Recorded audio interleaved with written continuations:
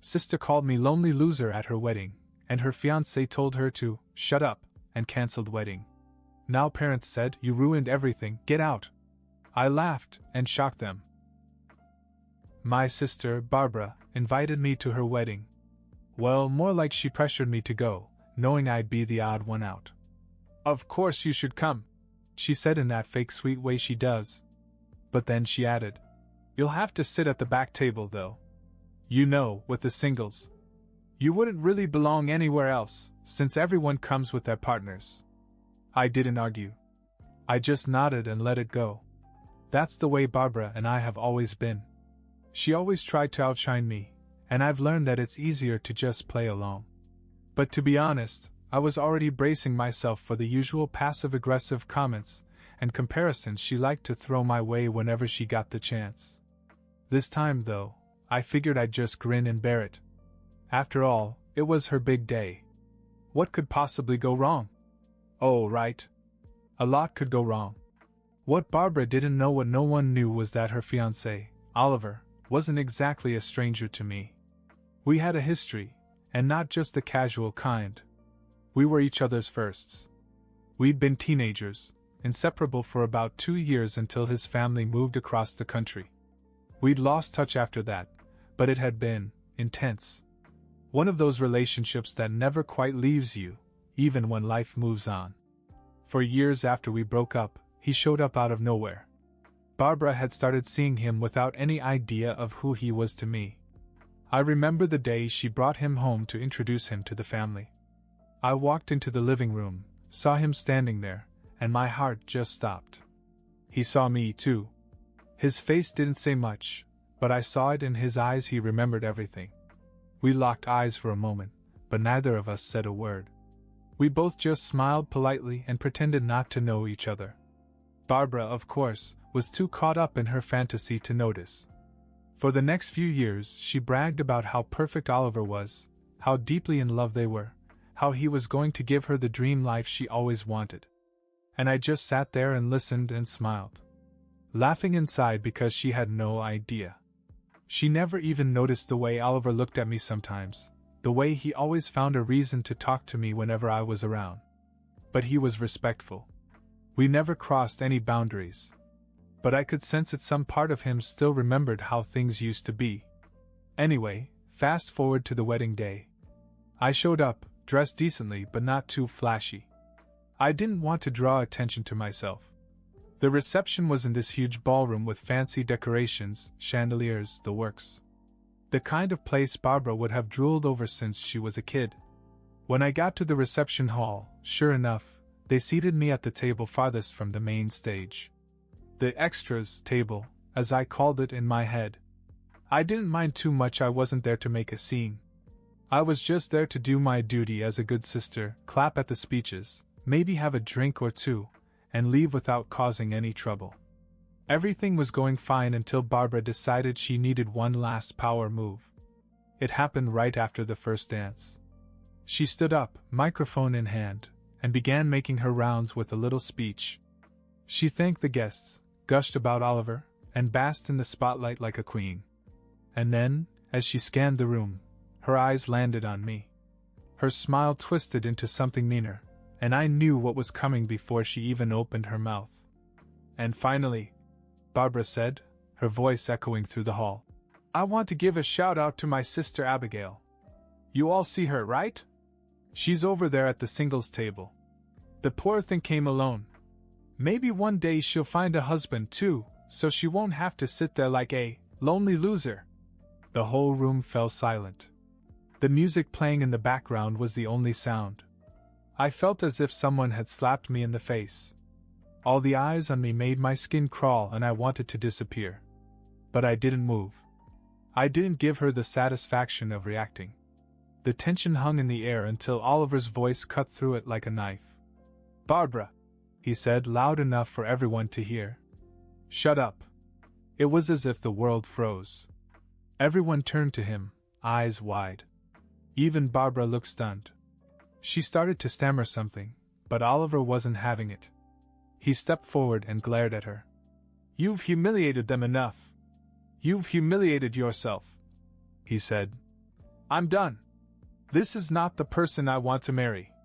And with that, he took off his wedding ring, walked to the nearest window, and threw it out. The crowd collectively gasped. Barbara ran after him, but he didn't stop. He walked straight out of the lobby and disappeared into the night. Barbara screamed after him, her wedding dress dragging on the floor as she tried to catch up. Meanwhile, I just sat there, stunned. The guests were whispering to each other, and some were still frozen. I didn't know whether to laugh or cry, but I knew one thing for sure: this wasn't going to end quietly. Soon after, I slipped out, got in my car, and drove home.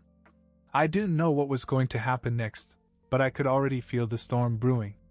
I got home and braced myself for the fallout. I knew my parents weren't going to take this well. Barbara was their golden child, the one who always did everything right. Me? I was the afterthought. The good enough daughter who rarely made waves. I kicked off my shoes, changed into some comfortable clothes, and tried to relax. I knew the storm was coming, but I didn't expect it to last 3 hours. When my parents finally arrived with Barbara in the car, I could hear the screaming before they even made it to the front door. They burst into the house like a SWAT team. My dad slammed the door and Barbara burst into tears on cue. "You've ruined everything," she screamed. "You always have to ruin everything." My mother folded her arms and glared at me like I was some kind of criminal. "Abigail, what have you done? How could you embarrass your sister on her wedding day?" I just blinked at her. What did I do? I didn't even say a word. "Oh, don't you dare play innocent," Barbara snapped. Her face was red and blotchy, her mascara smeared from crying. "Why did Oliver defend you like that, huh? Why did he look at you like that? What did you say to him?" I laughed. I couldn't help it. The absurdity of it all hit me all at once. The room fell silent for a moment, and my parents stared at me as if I'd lost my mind. "Are you seriously blaming me for this?" I said, still laughing. "Barbara, you humiliated me in front of everyone. I didn't do anything. Oliver told you to shut up because you were being cruel. Maybe you should ask yourself why he couldn't handle it anymore. You're lying. You were always jealous of me. You must have said something to him." "Jealous?" I repeated. "Of what? That you were always putting me down to make yourself feel better?" Barbara froze for a moment, as if she hadn't expected me to actually defend myself. But my parents weren't done. My mother stepped forward, her voice sharp. "We know you had something to do with this. You've been trying to undermine your sister for years." I rolled my eyes. "Oh, give me a break.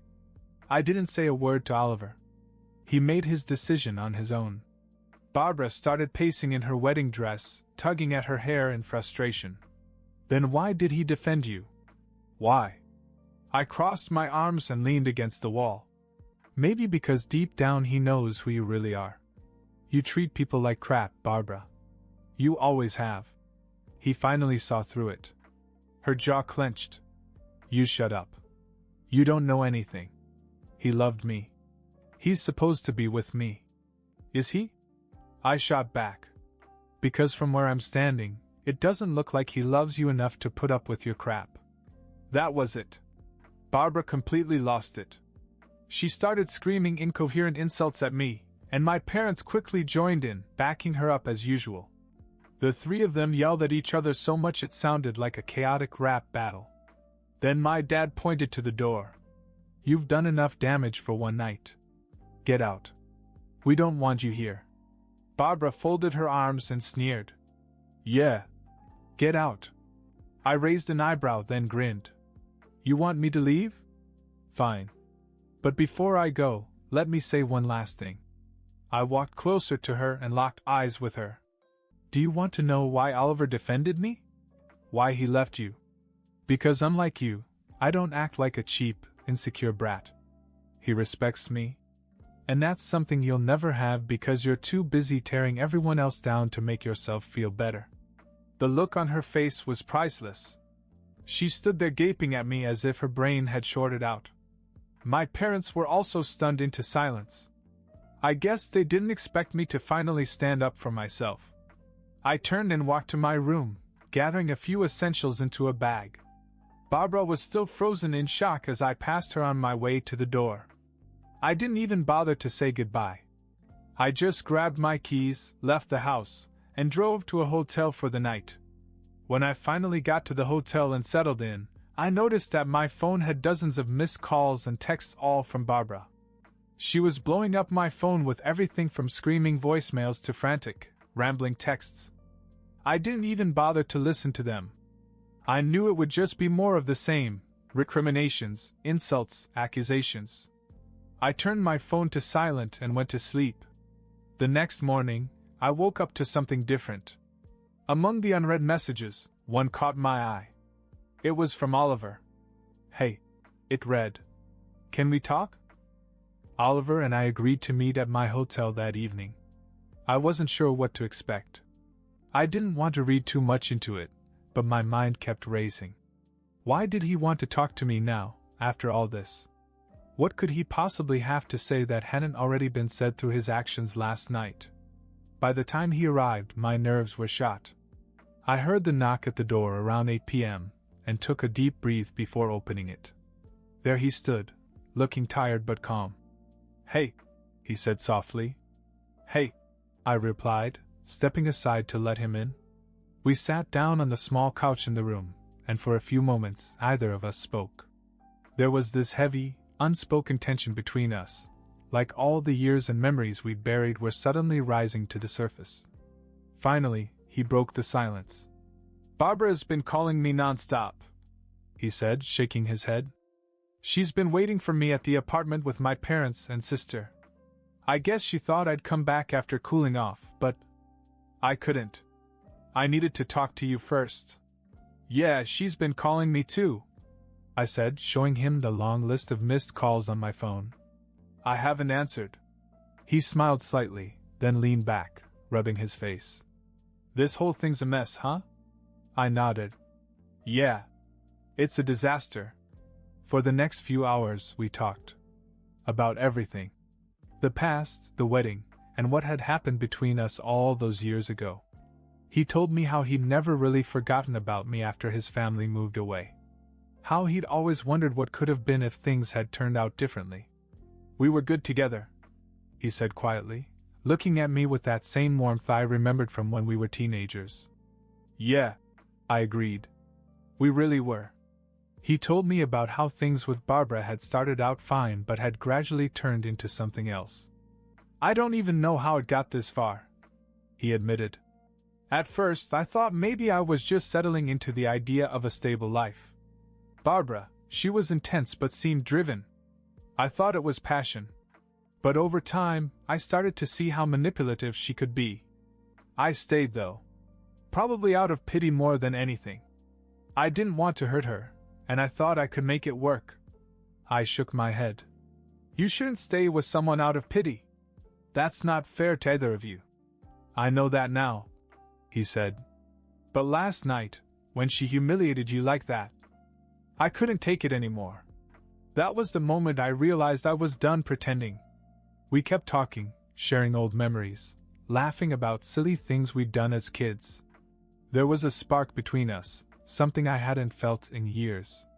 It was like we'd picked up right where we left off. For a moment I wondered if things were about to take a more intimate turn. His eyes lingered on mine, and I could feel the tension building. But we both hesitated.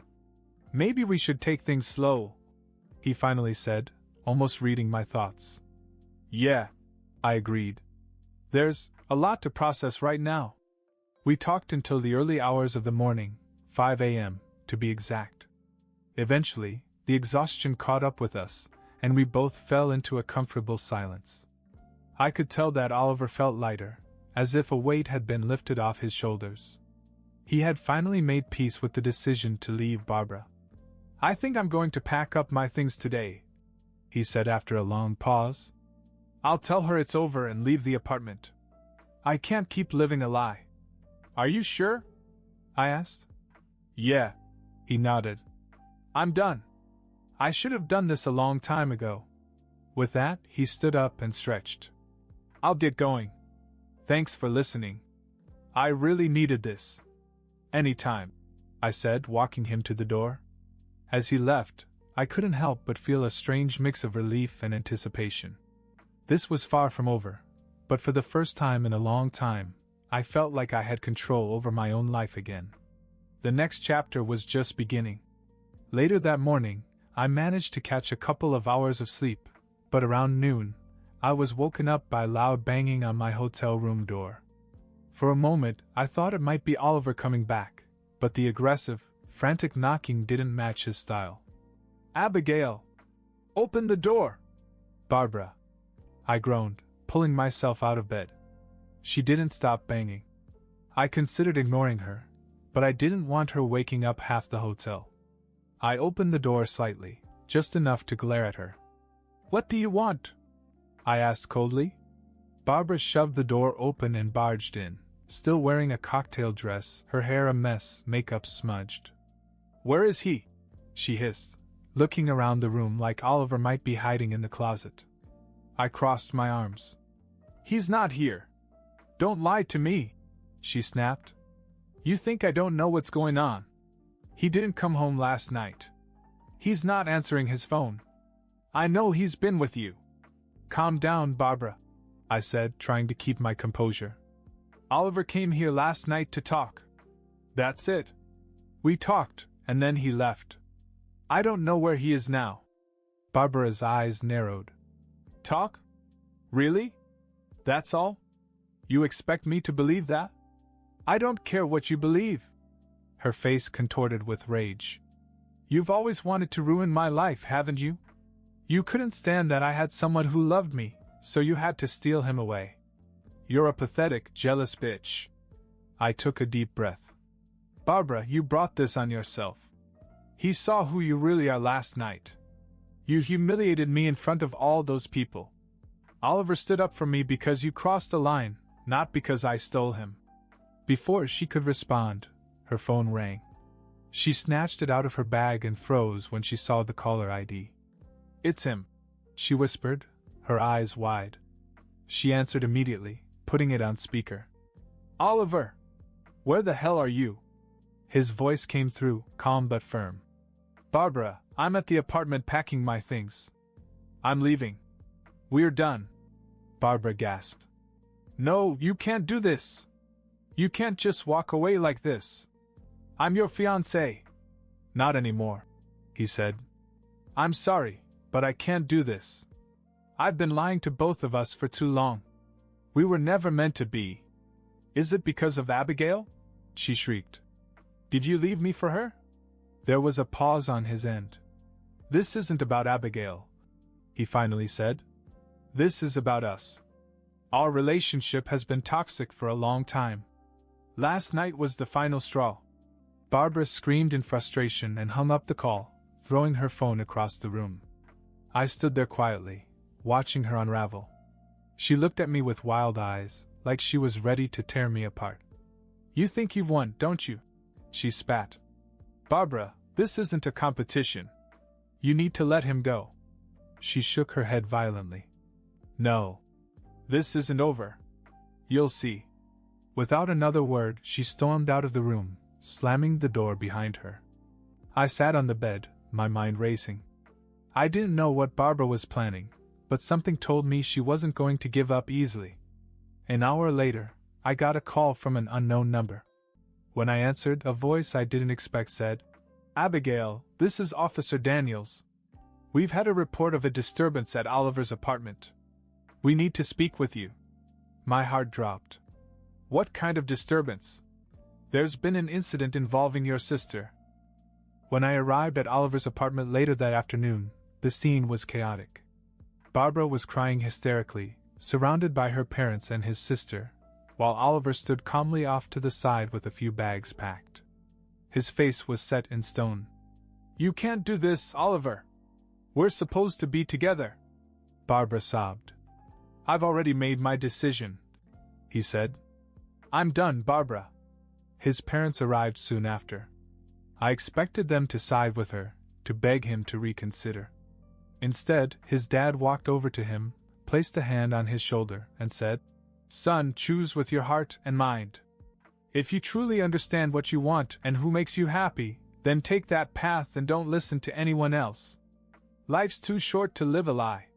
His mother nodded in agreement. We trust you, Oliver. Barbara's jaw dropped. You're supporting this? He's abandoning me. Oliver's mom gave her a pointed look. Maybe you should reflect on why he's leaving instead of blaming everyone else.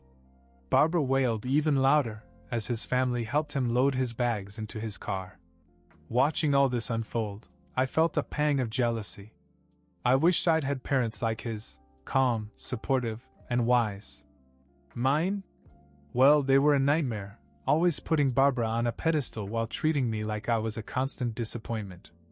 After Oliver finished packing, he walked over to me and pulled me aside. Abigail, he said quietly, let's get out of here. Let's leave all this behind. We can go to another state, start over. Together. No drama, no manipulation, no pretending. Just us, as adults this time, not two teenagers holding hands. My heart pounded in my chest. Are you serious? Dead serious. I've had enough of this. I want a real life with you. The words hit me harder than I expected. I didn't even hesitate. Okay, I said. Let's do it. We made a plan to meet in a few hours and drive out to Oregon, far enough from everything and everyone. I headed back home to pack, knowing full well what kind of reaction I was going to get. As I left Oliver's place, I noticed Barbara wasn't there anymore. It seemed strange at first, but I figured maybe she'd finally given up. I couldn't have been more wrong. She hadn't gone back to their apartment. She'd followed me. A few minutes after I drove off, Barbara must have jumped into a taxi, because when I arrived at my parents' house, there she was, pacing outside like a vulture. She probably figured I was heading home to pack and wanted to confront me before anyone else could. As soon as I got out of the car, she ran up to me, screaming, "You think you can just run off with him? You're delusional," she shrieked. I brushed past her and headed inside. That's when the real storm began. My parents immediately pounced on me, with Barbara right behind them. "Are you happy now?" my mom demanded. "You've ruined your sister's life. Oliver left her because of you. You're a selfish little snake," Barbara added. "You think you're better than me? You'll never have what I have." I stared at them, emotionless. "What you have? You mean a guy who walked out on you because you couldn't stop tearing people down? You're disgusting," she screamed. "Get out of here. You're not part of this family anymore." "Gladly," I said calmly. I went to my room and packed my things quickly. I grabbed everything important, including personal documents and my savings account information. My dad barged in at one point, demanding to know what I was doing. "I'm leaving," I said flatly. "And I'm taking my share of the family money." "What? You can't do that." "Watch me." I transferred the money to my own account, knowing it would send them into a frenzy. As I walked out the door for the last time, Barbara and my mom were screaming at the top of their lungs. I didn't even flinch. I got into my car, blasted some music to drown out the noise, and drove off without looking back. Oliver was waiting for me near a gas station off the highway. We both smiled as we pulled up next to each other. "Ready?" he asked. "More than ready," I said. We hit the road and didn't stop until we reached Oregon late that night. We checked into a small, cozy hotel and talked about our plans. Over the next few days, we found a temporary apartment and started piecing together our new life. Everything had changed so quickly, but in a strange way, it felt like it was meant to be. Meanwhile, his parents stayed in touch, fully supportive of his decision. They didn't care about the drama or what anyone thought. They just wanted him to be happy. I envied that. I knew I'd never get that kind of love and understanding from my own family, and honestly, I didn't want to anymore. I cut off all contact with my parents and Barbara. I blocked their numbers, changed my phone, and erased them from my life. It felt like shedding a heavy, suffocating weight. Oliver and I had a lot of healing to do, but we were ready for it. We weren't kids anymore, and we weren't going to let the past define us. This was our fresh start. No more lies, no more pain. Just us, building something real together. And that's how everything changed in my life, faster than I could have imagined. But maybe that's exactly what I needed.